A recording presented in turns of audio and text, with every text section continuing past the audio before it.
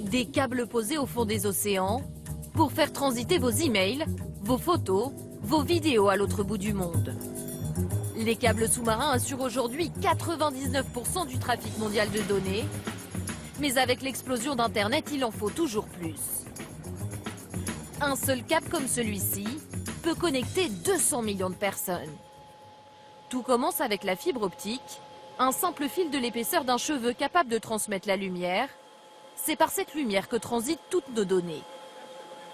Ça fait 250 microns et ce tout petit fil en verre va recevoir de la lumière et transmettre à tout le monde de l'Internet dans tous les continents. Aline Saison est la responsable du développement de ce site. Nous sommes chez le premier fabricant mondial de câbles sous-marins, un fleuron industriel français.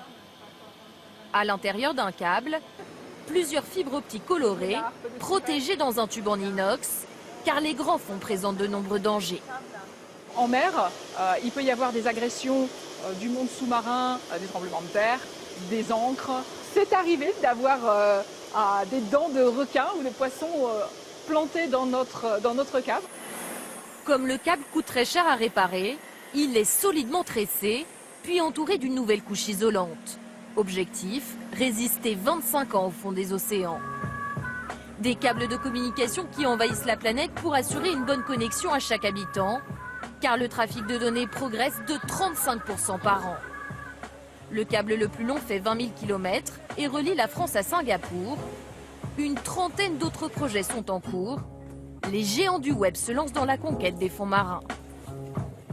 Ça explose. Les Google, les Facebook, il y a des data centers partout, il y a des tas d'applications qui émergent de partout avec le cloud, des vidéos. L'année dernière, c'est la moitié du tour de la Terre qu'on a fabriqué en kilomètres de câbles et qu'on est allé installer au fond des océans. Pour être installé, il faut d'abord les charger. Ce tunnel de 600 mètres permet de relier l'usine à ce bateau câblier français. Nous sommes montés à bord avant son départ pour une mission à l'autre bout du monde, en Alaska.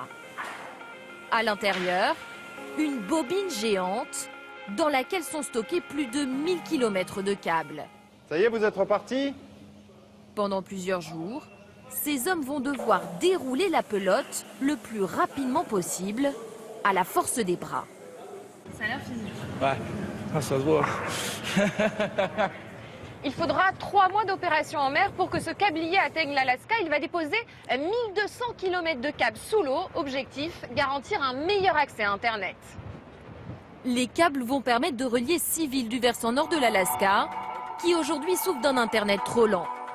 Un enjeu économique majeur pour la région et toutes ses administrations publiques, ses entreprises et ses services de santé. Mais avant d'en arriver là, le capitaine va devoir poser le câble sous l'eau, un travail minutieux. Donc la route du câble a été définie depuis longtemps et grâce à tous ces écrans, tous ces ordinateurs, nous allons positionner le navire jusqu'à, même dans le mauvais temps, au mètre près. Une fois positionné, 2 méthodes pour aller jusqu'à 8 km de profondeur. Soit les câbles sont simplement posés au fond de l'océan. Il y a quelqu'un qui peut prévenir le Beachmaster là, à terre, là, qu'on met la charrue à l'eau, là. Soit la charrue. Cette machine de 35 tonnes va creuser une tranchée. Les bras du robot peuvent créer un sillon jusqu'à 3 mètres de profondeur sous les sédiments.